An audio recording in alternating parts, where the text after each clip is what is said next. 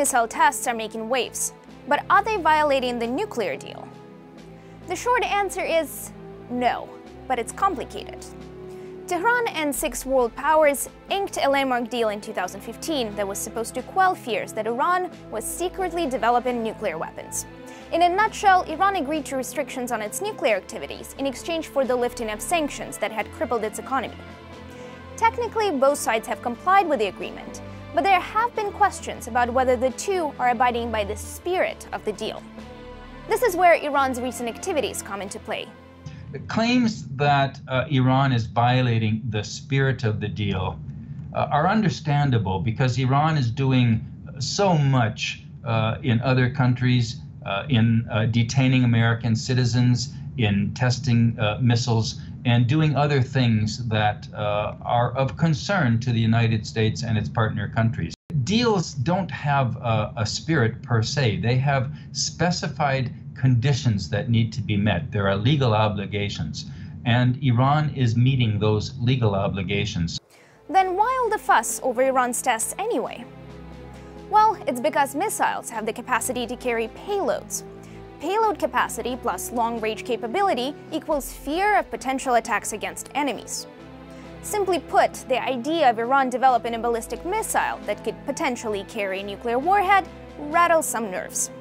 Before the nuclear deal, Iran had been banned by the United Nations from testing ballistic missiles.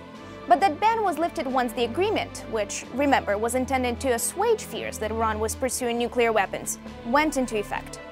Now, Iran is basically encouraged by the UN not to test ballistic missiles, but is not banned outright. The nuclear deal with Iran does not cover Iranian ballistic missile tests.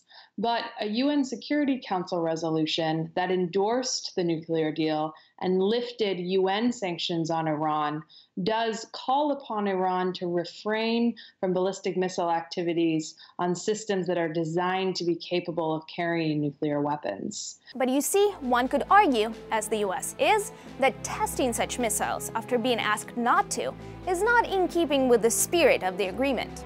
And Washington is not the only one playing the spirit card. Iran has argued that the United States isn't playing fair, pointing to a slew of new economic sanctions that Washington has unilaterally imposed on Iran after the nuclear agreement. Tehran has accused the US of showing bad faith.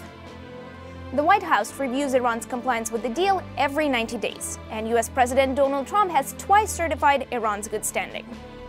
However, Trump, who has made no secret of his disdain for the deal since taking office, has reportedly asked his team to begin building a case against compliance for the next review period. What the failure to certify could do is trigger a process in the US Congress where Congress can consider reimposing US sanctions on an expedited schedule. As a result of that, if the US does put nuclear sanctions back in place on Iran, I think it's extremely likely that Iran would view that as a violation of the deal and may cease to meet its commitments under the agreement. The other signatories to the deal, China, France, Germany, Russia, and the United Kingdom, could try to salvage the agreement on their own. But much would depend on Iran's response, and Iran has said it could quit the deal within hours if it comes to that.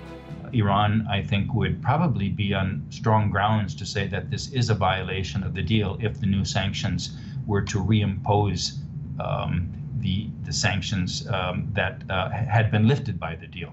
In short, Iran's missile tests are not necessarily a deal breaker, but they stand to have a big role to play in its future.